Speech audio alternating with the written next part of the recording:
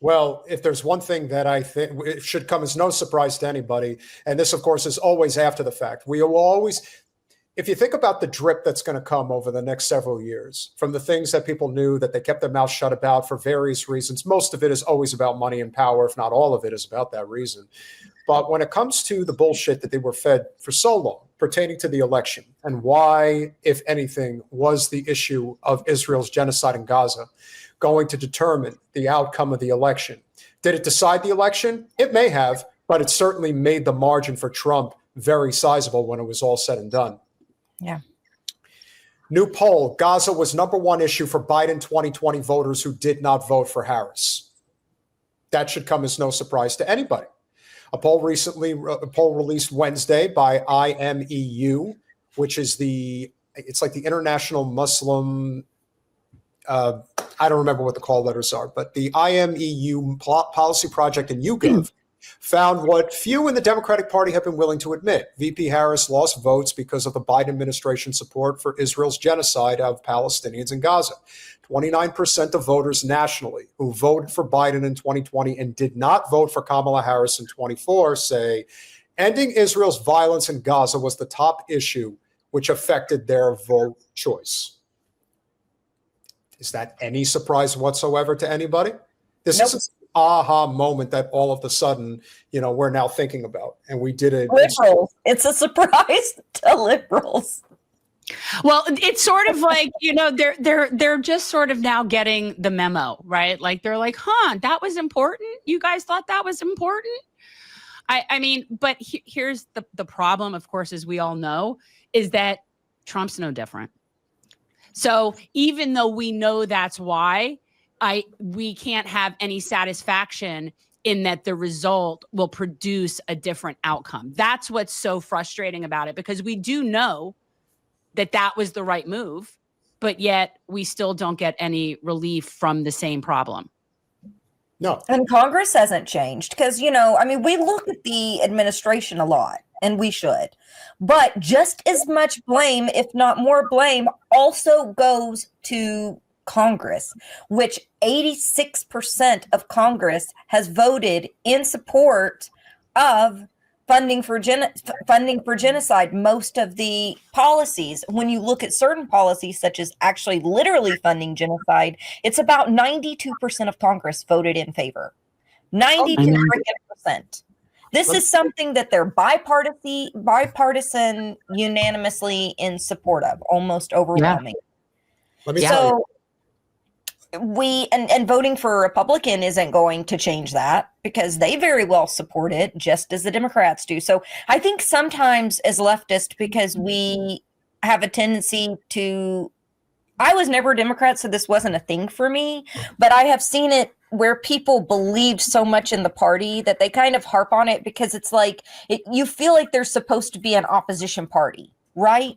So we talk about the Democrats and we try to hold them to account. But to me, I feel like I'm tired of those wheel spinning, because it's doing nothing. It's going nowhere. I've tried that now for years, hoping that there would be an opposition party, and they haven't been doing it. So now when I speak about it, I think there's a lot of frustration with leftists, especially when it comes to the Democrats, because the Democrats, they believed, was going to do all these things for us. They were going to maybe get us health care. They made all these promises. They were supposed to be for the working man. But I'm from Kentucky, and Republicans lie to us in the exact same way here. Basically the same exact policies. They'll go door to door and they'll tell people, they'll go knock. They actually organize and they knock on doors and they'll say, we're going to get you health care. We're going to get you jobs.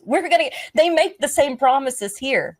So, but I'm sure you guys see that in Florida too. People making the same promises on both sides of the aisle. No, all they do here is fearmonger about Republicans. Actually, we don't have any. I don't see it nationally either. The Democrats don't have policy. That's true. 2015, their own, other than Bernie, their only policy is just we're better than Trump. So that's almost 10 years where the Democrats have not promoted anything of substance. Well, I can tell you that I have a congressional race going on right now because I'm in Florida's 1st district in the Panhandle. And Gates' seat. Yeah. And so while, it's certainly a very conservative district, to say the least, it was interesting going to a very conservative local Republican club where they actually do question the candidates in a very substantive way. Now, of course, the drawback is when you get these very devout Christian church-going, old women in particular, where abortion becomes the first issue on their mind as soon as they get up there to speak. And of course, Niceville is a nice town, no pun intended. So their concerns are not necessarily the concerns of working people per se. However, I find that the substantive nature at the grassroots level of the GOP completely buries the Democrats tenfold. And that's a big reason why they are successful. There is no explanation, being a Kentuckian, that somebody like the Grim Reaper has lasted as long as he has. The reason why McConnell has been able to stay in power is because the grassroots initiatives in Kentucky by the Kentucky GOP is second to none. It's probably as effective as any. No? No. So then what am I missing? So then how does McConnell stay in power? Same way Debbie Wasserman Schultz does, I would assume. Well, and it was partially because everyone hated Amy McGrath just as much because she said she was going to bend over and do Trump's bidding. So they were like, to hell with it. We're not just going to show up. How is it not But Zeynab, how is it not a bigger scandal when it was discovered that McGrath was actually taking the tens of millions of freaking dollars that she was getting from both coasts and giving money to Trump-backed advertising in the swing states of Iowa and Ohio? How is that not the biggest fucking scandal ever when that happened? Because they don't care. It doesn't matter. Democrat means nothing. It's like they thought they're so crazy here. I worked on Allison Lundgren Grimes' campaign in 2014. And what I noticed is she had a very progressive campaign initially. And they came in and they gutted her campaign. They came in from DC literally down and they're like, this is how you talk to Kentuckians. You have to understand how Appalachia, how you speak to people in Appalachia. I'm like, you're not from here. Why are you telling us how to talk to our own people? And they didn't use any polls. They didn't use anything. You know what they used? Stereotypes about us all being conservatives based on nothing. It was completely empty. One of the things that the Democratic Party does that's always drives me absolutely crazy, and a lot of journalists do this too, is they will base a sentiment on the state on what its state house looks like and how they vote in presidential elections. However, they don't look at several different factors such as turnout. Turnout has been crap in Kentucky. It was something 85% of seats were uncontested here. We don't have a red state house. We just don't have there's no adversarial party. And then they come and they gut any progressive candidate, like they gutted Allison Lundgren Grimes and they made her Republican light and nobody cared. They just didn't show up. So our turnout in that race was excruciatingly low. People showed up for Charles Booker in the primary and they stayed home when Allison Lundgren Grimes won. They did not vote. Just because these people are in the seat doesn't mean that people showed up to vote for them. Maybe they just didn't have anybody to vote for against them. You know what I mean? So you also have to look at voter turnout. Kentuckians aren't keeping Mitch McConnell in the seat. It's that we haven't had an alternative to Mitch McConnell. I mean, if you look at Thomas Massie, he is so different than Mitch McConnell, right? If you look at Rand Paul, he is so different than Mitch McConnell. They're still Republicans, but if you look at it, they're really very populist on a lot of issues, right? They're a stark difference to Mitch McConnell. And then Matt Bevin is our governor. Andy Beshear is our governor. And so, I mean, when you look at that, you have to kind of look at the whole picture. We're not keeping Mitch McConnell in office. It's that we haven't had an option. And when an option does crop up, the Democratic Party cuts them off at the knees. So as I said, he's there because for the same reason that Debbie Wasserman Schultz is where she is. It's the same crap. It's the same crap, different party, but it doesn't even matter. It's actually a really good point because Hasan Piker was able to get the old Bern to come on the podcast. And he is, it's unfortunate, but the Bernie Sanders that, of course, has emerged post this election is sounding a lot more like the Bernie Sanders of 2015 and 2016. It's when the going gets tough that you're really supposed to speak the truth about what's really going on. It's unfortunate that he feels the need that, to say certain things. But I thought this was a very pointed position that Bernie took when he was questioned by Hasan regarding the Democratic Party the other day. A lot of people are essentially saying, I'm sick and tired. I've heard all of it over and over again. It ain't working for me. Status quo is not what I want. I want change. Trump may be crazy. He may be a pathological liar. He's going to bring about change. So that's what I think we're dealing with. Do you feel like this was a crisis in communication from the Democratic Party in the past election cycle that led to the defeat of Kamala Harris? No, I don't. I don't think it's a question of communication. I think it's what the Democrats stand for. So, it's not. Bernie. That's a nice amount of self-awareness right there, though. But why in the fuck do you hold that back for the past 5 years? Exactly. Where's that been? That is the brutal truth.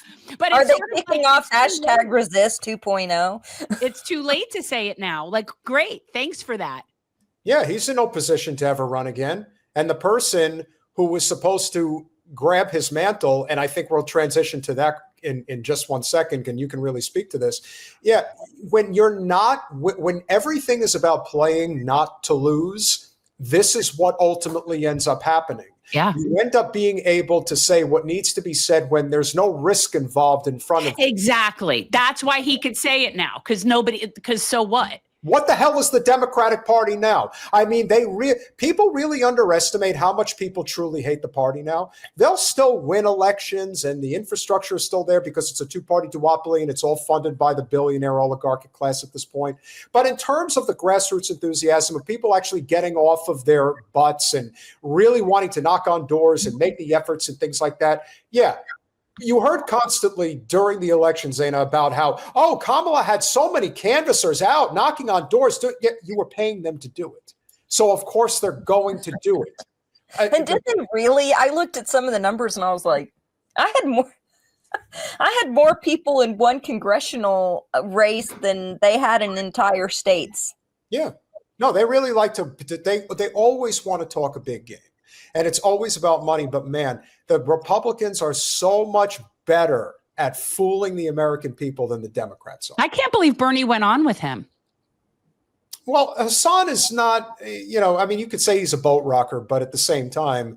No, he falls in line. He falls in line with the party, from my understanding. Yeah. If he went on with us, that would be something. Then, of course, I could let him know what's up. That would be fun. He'd probably appreciate your impersonation. I think what he would say is, Peter, that's a pretty good impression. I appreciate it. And, I think he would. I think he would like that. Bernie can laugh at himself. I mean, he's definitely grumpy, but I think he can take a joke. Well, it's not even a joke. Like I'm channeling Bernie. I'm method Bernie. I'm not trying to make it so like Bernie's method Bernie. Yeah. I think the American people deserve. Oh, man. Unfortunately, I didn't fight the way that I wanted to fight. But listen, give Hasan credit because Bernie is on with him right now, and he has the Palestine flag sitting right behind him. It's in full view. You can't. Where do you? I see. Yeah, I'm like, that's a Cuban flag. I see it. Okay. And the Palestine flag. Yes, even the Cuban flag. That in itself. So Bernie's a commie. And you know what I would have said, Zeynab, from the day one, when any of these jackoffs come out there, you're a socialist, you're a communist, is saying, you could call me whatever the hell you want to call me. I support the policies that are going to make working class people's lives better in this country. Do whatever the hell you want. But that's me. Because if I'm out there on the trail, I'm not afraid of anybody. I'm just not. You either have it in you or you're way too concerned about what the consultant class has to spew to you because for them, it's all about a career. It is not about whether you win or lose the election. It's about whether or not you continue to get hired. And in the Democratic Party, it's 10 times worse than the Republican Party because in the Republican Party, you actually have to win races. In the Democratic Party, you could be a 10-time loser and they'll keep hiring you because it is all about the Center for American Progress. It's all about that resuscitating that corporate middle that they so very much like to brag about. Let's finish out the comment with Bernie. Messaging is art. So if the Democrats believe, does the Democratic leadership believe that the current system is broken? You tell me, have you heard that? People go around saying, look. No, They don't say it's broken. In fact, Jen, what do you like to say? It's fixed. It works exactly how it's intended to work. There's That's right. nothing broken about it. It's very intentional.